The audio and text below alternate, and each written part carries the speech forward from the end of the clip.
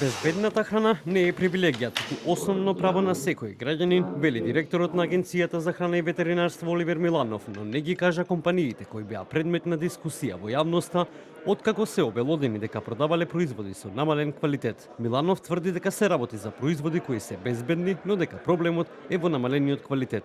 Не се работи за небезбедна храна, Не. нарушен квалитет. Нарушен е квалитетот и манипулацијата и измамата со кон граѓаните. Храната не е небезбедна, туку квалитетот е небезбеден. Декларацијата на тоа што пишува на самиот производ не соодействува со тоа што е внатре во производот. Компании што произведуваат? 2 се увозни, 8 се наши компании. Да. Кои беа производи увезуваме, кои се производи дека што се пласира? Кашкавали, сирења, рендано сирење, павлаки имаме, јогурт, повеќето е сирење. Млеко, да, исто. Млекото е лажно декларирано. Потенцираше дека се работи за 10 македонски компании, од кои 2 се занимаваат со увоз. Појасни дека ќе следат засилени контроли, но овој пат, наместо само по маркети, тоа ќе биде насочено и кон производствените капацитети.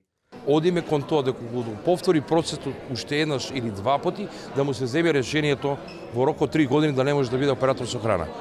Тоа е едната ствар. Втората ствар е што на некој начин ние ќе овозможиме, правиме едукација и превентива секој пат и правиме аудити, им кажуваме на грешките, секојдневно ќе бидат засилени контролите. Не само зборам за млеко, млечни, сумоместни производи, за било каков дел од производ кој што ќе го видиме на трпеза, од нива до трпеза, ние мораме да бидеме спремни.